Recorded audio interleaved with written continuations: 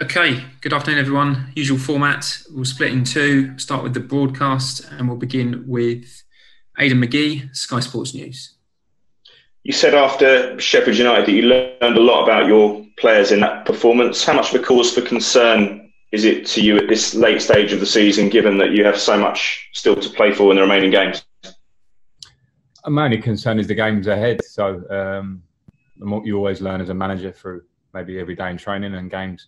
That's what's very important for us now. We're at a critical stage of the season. It's Norwich tomorrow.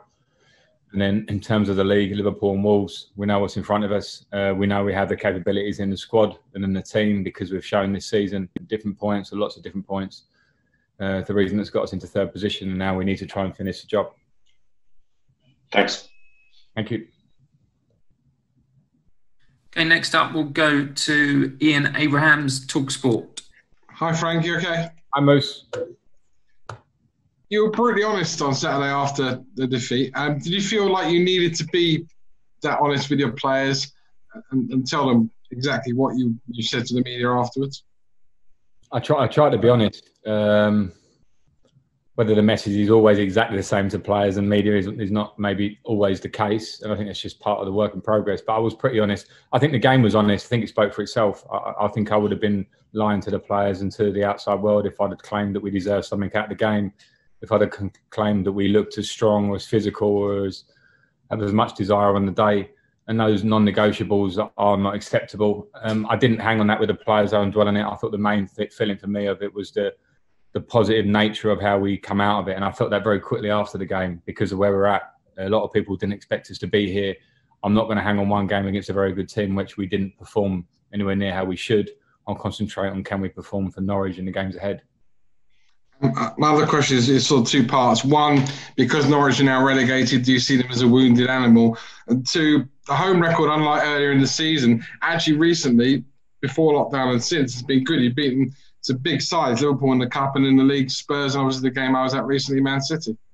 Yeah, which is good. You know, I always get fearful of momentum. I was saying that before Sheffield United, and I think Sheffield United almost proved me right. Not that I liked it, but if you don't turn up or don't perform, it doesn't matter what momentum you feel you have.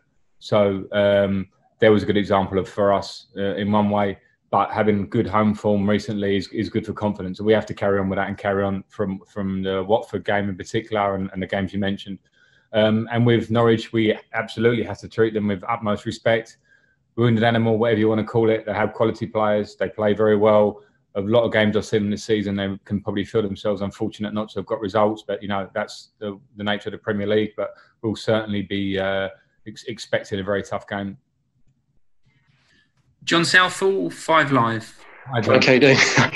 How did you deal with it after the game? Do you have to tell your players a few home truths, or is it a bit more gentler approach with them? I don't have like a set way of how I deal with it. I try to deal with it as I see fit. Sometimes emotions mean that you have to be a bit careful what you say afterwards. The game doesn't always seem or feel exactly how it was at the point. I like to watch games back and analyse and have more conversations with the players.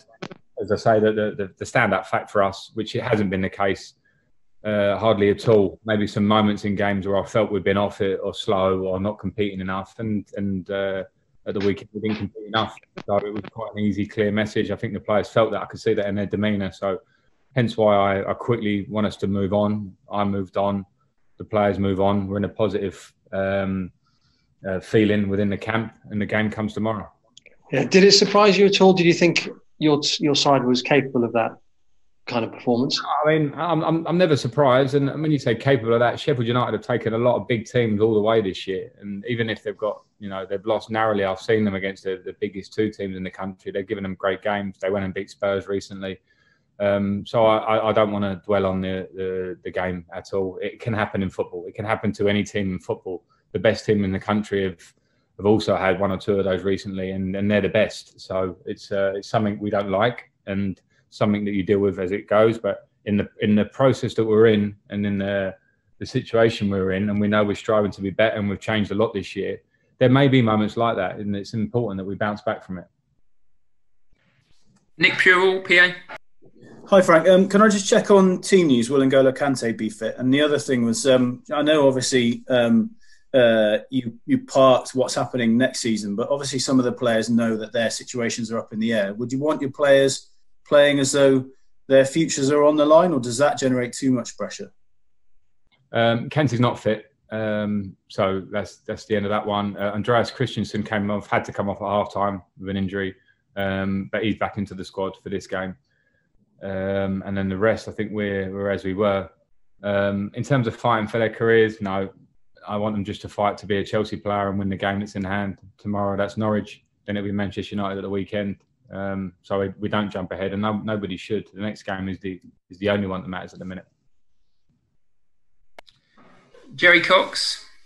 Hi, Frank. Can you hear me okay? Hi, Jerry. Gotcha. You made 4 changes after the West Ham defeat. Do you see yourself changing the side a bit again tomorrow?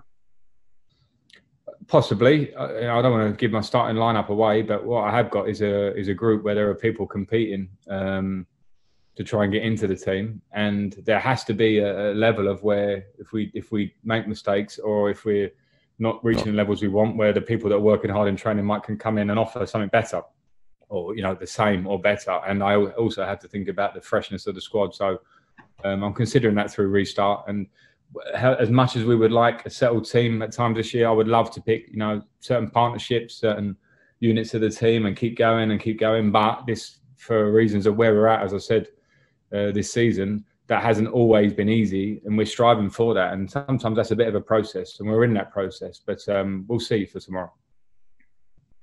The last 2, James Ollie and then Simon Johnson.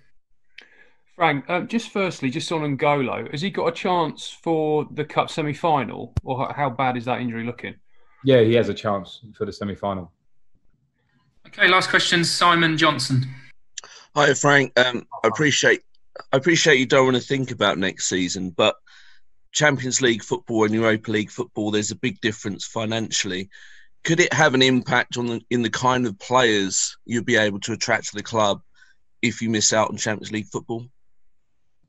Not really a question just for me, Simon, and it's a hard hypothetical one for me to answer before the event. So hence why I don't jump forward into that.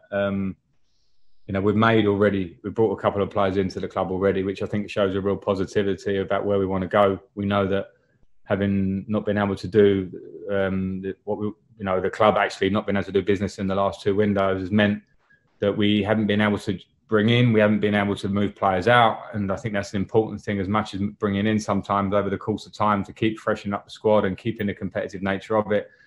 I know where I want to go with the squad, but that has to be a fluid conversation with the club. Of course, economics will come into it, so we would cross that bridge when it comes.